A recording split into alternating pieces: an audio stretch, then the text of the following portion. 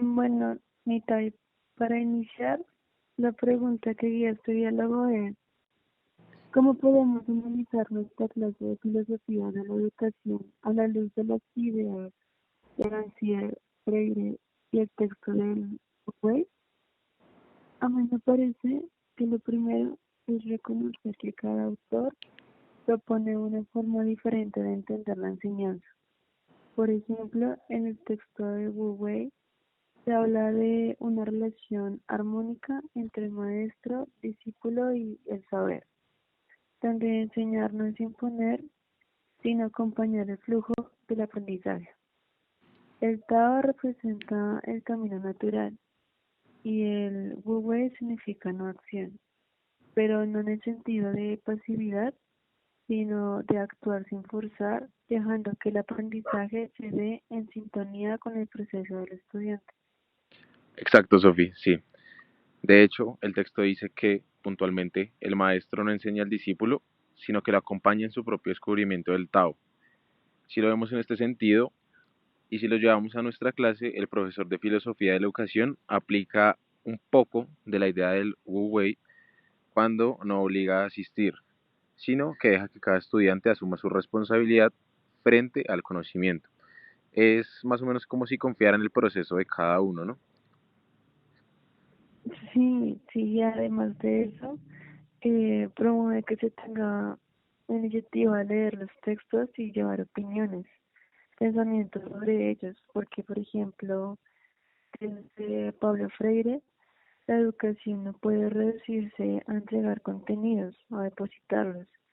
Él critica la educación bancaria porque, según dice, en lugar de comunicarse, el educador, el profesor hace depósitos que los educandos o los estudiantes reciben, los memorizan y los repiten. Pero nuestra clase tampoco es bancaria en ese sentido, porque no se trata solo de memorizar conceptos, sino de comprenderlos en diálogo. En ese sentido se maneja una retroalimentación activa, es decir, a veces el profesor cuestiona si entendemos la lectura previa y siempre hay un espacio real para contrastar las interpretaciones. Totalmente de acuerdo, Sofi. Ahí podríamos traer de referencia a Rancière y su crítica al maestro explicador. Rancière dice que explicar es el mito de la pedagogía, la ficción que organiza la distancia entre el que sabe y el que no sabe.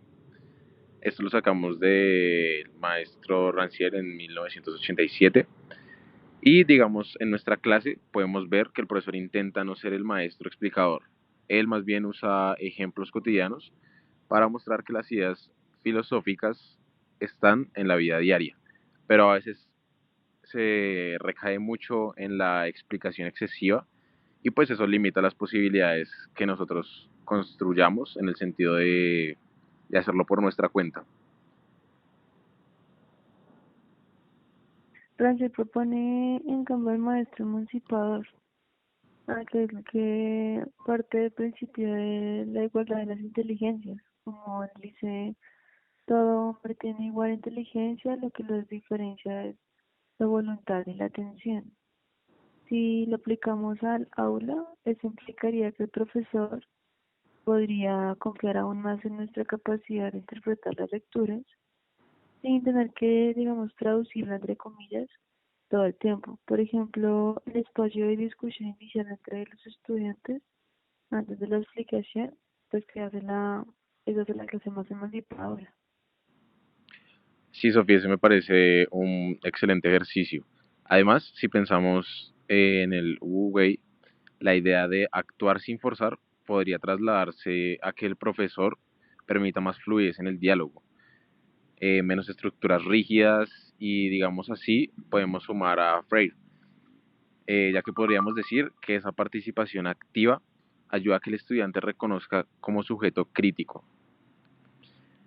Como él lo afirma, la educación auténtica no se hace de A para B o de A sobre B, sino de A con B, mediante del mundo. En otras palabras, el conocimiento se construye entre el profesor y el estudiante, lo cual quiere decir que en ninguna circunstancia se impone. Ujú, sí, y eso se nota cuando el profesor usa ejemplos cotidianos.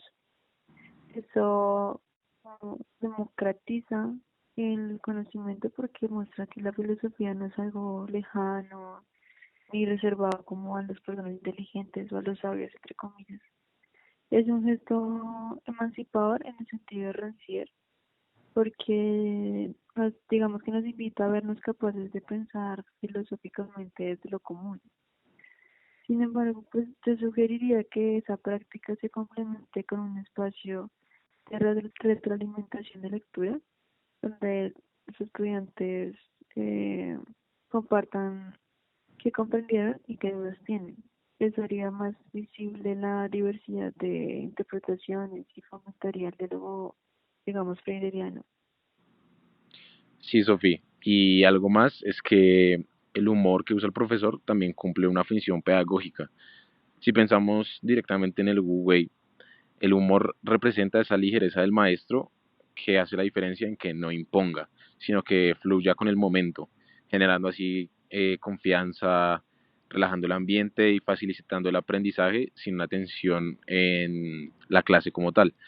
Es un recurso que nos conecta con la idea del Tao como el equilibrio.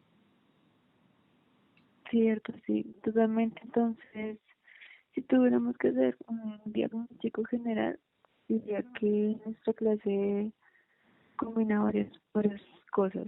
Em, digamos, en tres enfoques. Primero, en el Wu Wei, que toma la idea del acompañamiento sin imposición. De Rancière, adopta cierta emancipación intelectual mediante ejemplos cotidianos. Y pues, el enfoque de Freire, digamos, de conserva la intención de formar sujetos críticos, aunque faltaría fortalecer el diálogo horizontal. Igual, además, también aplica la pedagogía teológica de Freire, porque pues empezando cada clase, hace una retroalimentación sobre las lecturas previas. Perfecto, Sofi. Y algunas recomendaciones que pueden ser, podríamos tener dos en cuenta. La primera es mantener la libertad y el tono fluido del Wu Wei, pero con más espacios de diálogo real. Y la segunda sería reforzar la igualdad de la inteligencia de Rancière, promoviendo debates entre estudiantes.